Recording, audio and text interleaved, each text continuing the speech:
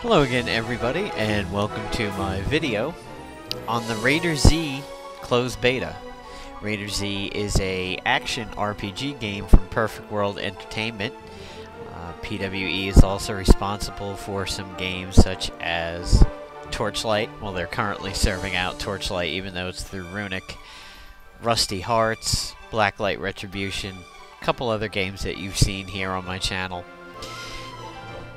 This particular game is an action RPG. It's very similar to games like Tera and Vindictus. And I'm going to go ahead and step you guys through the character creation process, and then we'll actually jump into the game for a little bit of early zone stuff. When you first come up to your character screen, which kind of struck me as eyebrow raising on this, it always defaults to a female. At the very first screen here, you can set the gender and the name, and one of two different voices. One of my favorite things to do with this is just see random. I just found that funny. Style is basically where you set the character's class. You have a defender, which is a tank, uses one-hand weapons and shields. Have a berserker, which is a two-handed DPS warrior. Clerics, which is a healer. As soon as it loads over here. And we have a sorcerer, which is a ranged caster. From there you can go to the appearance tab and basically set the faces.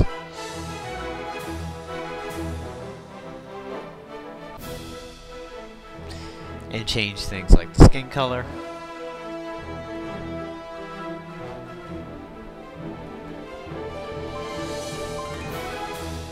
And also set things like the makeup. One of the things I noticed here in the character selection, if I can duplicate it again, is I was able to actually create a Justin Bieber at one point. Let me see if I can find that again.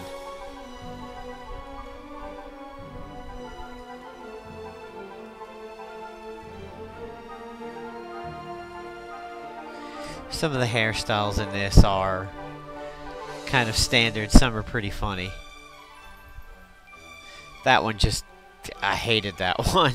I was looking through this a few days ago, and I happened to have that hair up with that makeup, and it looked really very feminine looking. Here's the Davy Crockett coonskin cap look. There's the Dumb and Dumber. There's the Justin Bieber.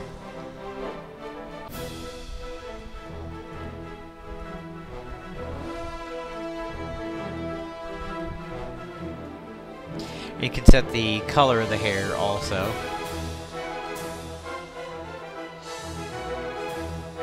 For customize, you can set the eye color, although kind of seems like a stupid choice because it's really very rare in the game that you're going to get that close that you're going to see somebody like that. One of the things that I found interesting about this character creation is that you have a slew of options for the tattoos, and you can actually position it. I was kind of surprised by that. You can position the tattoo and increase the size.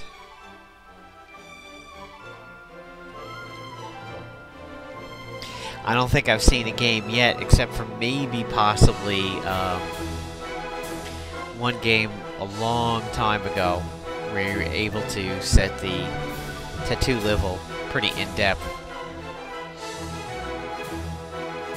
Now clothes are basically what your starter gear is going to look like for that character.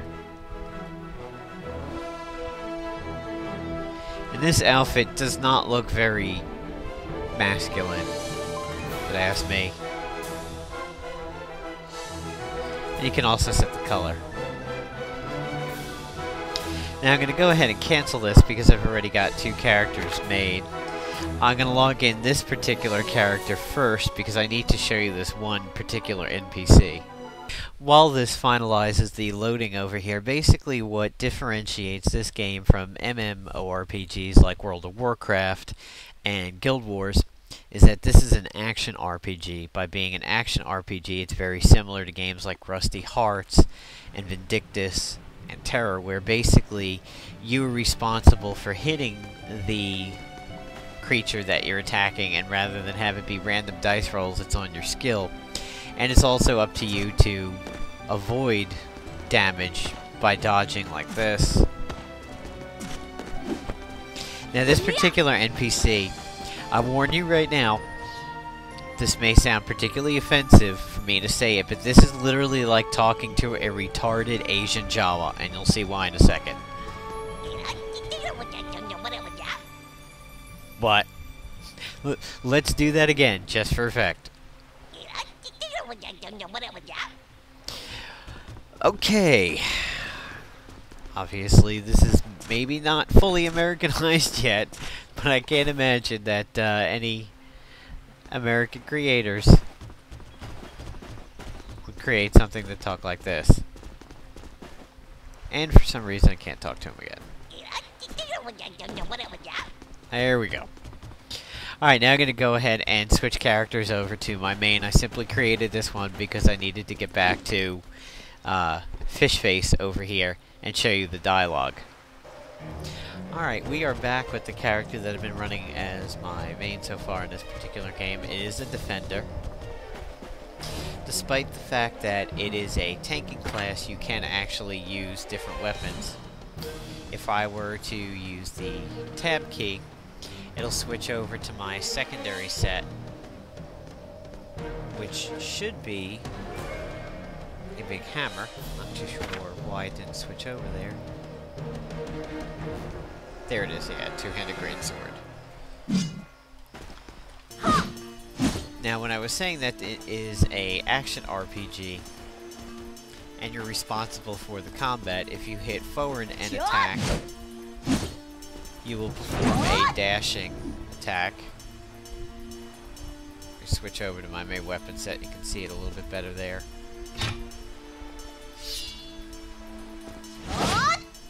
And you're also responsible for avoiding damage by doing backwards attacks like that, or dodging. So if you've played Vindictus, or you've played the Tera Beta, or you've played games like Rusty Hearts, you can pretty much see where this game is going in terms of combat.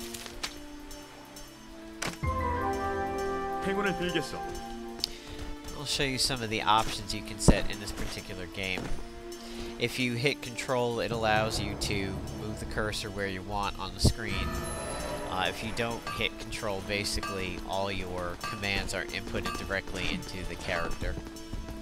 This is the starting town area.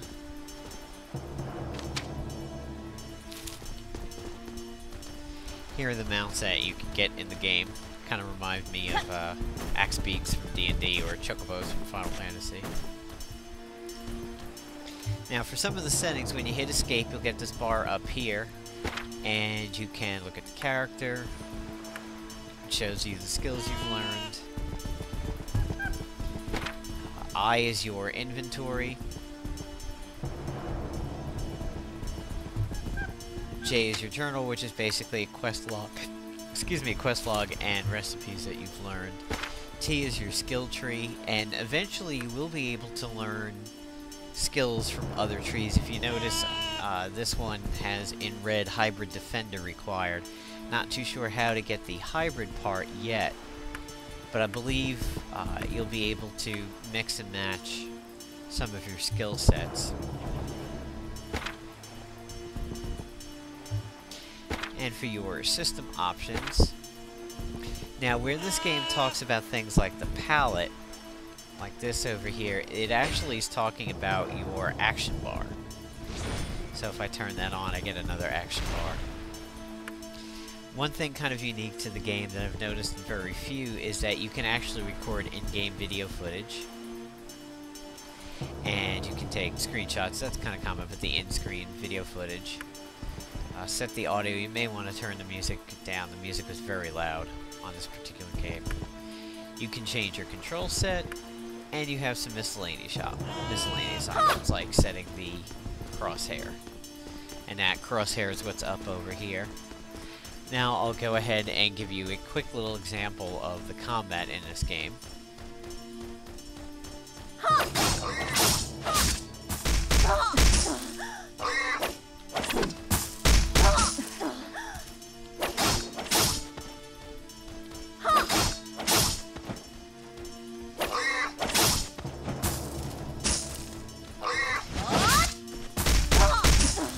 Now, one of the things the defender can do is the defender can sit there and block.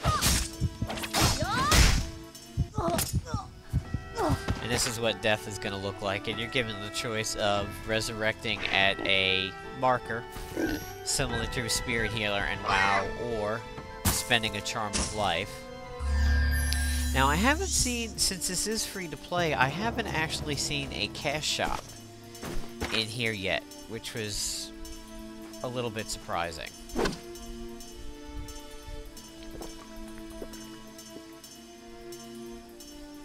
And the abilities that I've learned are down here. It's Shield Smash, a ability that guarantees the next one's going to be a crit, and another Shield Bash type ability.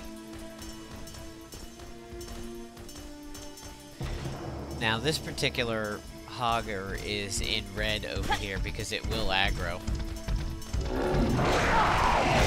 Now this big creature over here is one of the first bosses that you fight.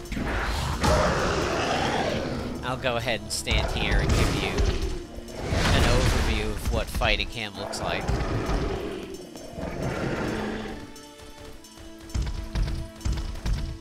I believe what I've heard of this particular game is supposedly it is a lot like Monster Hunter. That seems to be the game that they are using as a basis for this. I don't particularly know because I didn't play much of the Monster Hunter series, except for one game that a friend of mine talked me into, and I didn't actually like it that much, and I think I also got stuck.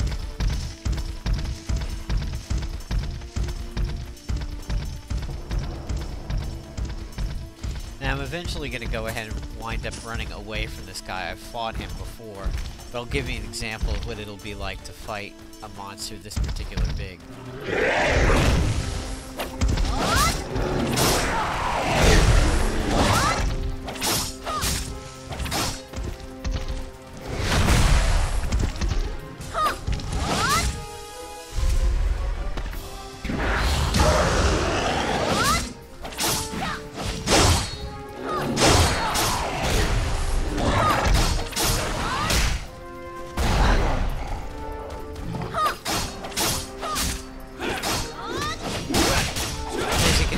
People joined in, which they did not do when I was fighting this guy last night. There basically wasn't anybody around to assist me.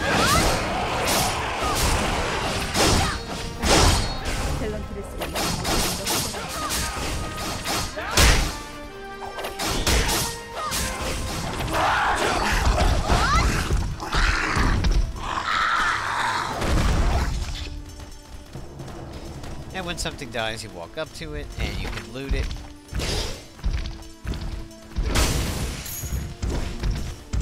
And since this is a quest monster, you can see that he's respawned already. Let's see if he can pick me up.